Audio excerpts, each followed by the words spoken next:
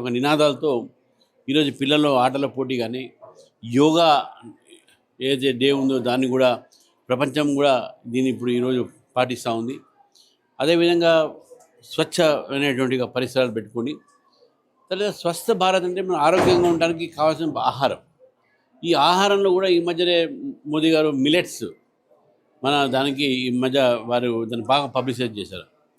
పిల్లలు కూడా తెలుసుకోవాల్సింది ఏంటంటే మనం తినే ఆహారంలో మనం కొనే ఆహారంలో దాదాపు ఎక్కువ షుగర్ కంటెంట్ కానీ దీనివల్ల మన జీవితాల్లో కూడా మన లైఫ్ స్టైల్లో కూడా మార్పులు తీసుకొచ్చి తొందరగా అనారోగ్యానికి గురవుతాను. ఈరోజు భారతదేశం ప్రపంచంలోనే అతి ఎక్కువ డయాబెటీస్ ఉన్నటువంటి దేశం. కాబట్టి ఈ షుగర్ మీద కాన్షియస్నెస్ పెరగడానికి న్యాచురల్ షుగర్స్ అంటే తేనె కానీ మన దాచిన్ కానీ ఈ వనీలా బీన్స్ కానీ అటువంటివి మనం తీసుకోవాలి.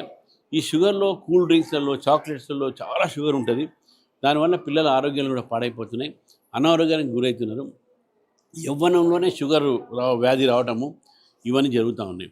సరే, ఒకవైపు ఎక్సర్సైజ్ చేసుకోవాలి, ఒకవైపు ఆరోగ్యంగా ఉండాలంటే ఆహార పద్ధతులను మార్చుకోవాలి. కాబట్టి సిబిఎస్ఈ వాళ్ళు ఈ షుగర్ బోర్డు అంటే ఎంత షుగర్ తీసుకోవాలి, ఎంత ఏ వస్తువులకు దూరంగా ఉండాలి అనేదైనా మాట్లాడితే ఈరోజు చెప్తా ఉన్నారు. న్యూట్రిషన్లో ఒక్క కూల్ డ్రింక్ బాటిల్లో, చిన్న బాటిల్లో పిల్లలు కన్జ్యూమ్ చేసే దాంట్లో 10 చెంచాల షుగర్ ఉంటుంది. అంటే ఎంత షుగర్ మనం కన్జ్యూమ్ చేస్తున్నాం.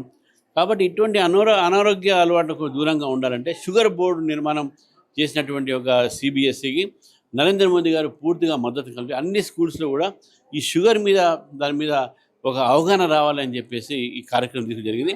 ఇది చాలా మంచి కార్యక్రమం. పిల్లలు అన్ని స్కూల్స్లో కూడా ఈ చాక్లెట్ కానీ కూల్ డ్రింక్లు కానీ బయట తినేటటువంటి వస్తువులు స్వీట్లు కానీ తగ్గించుకొని ఆరోగ్యంగా ఉండాలనేటువంటి ప్రయత్నం చేయడానికి ఇది ఒక కార్యక్రమం అని చెప్పి నేను భావిస్తూ ఉన్నాను.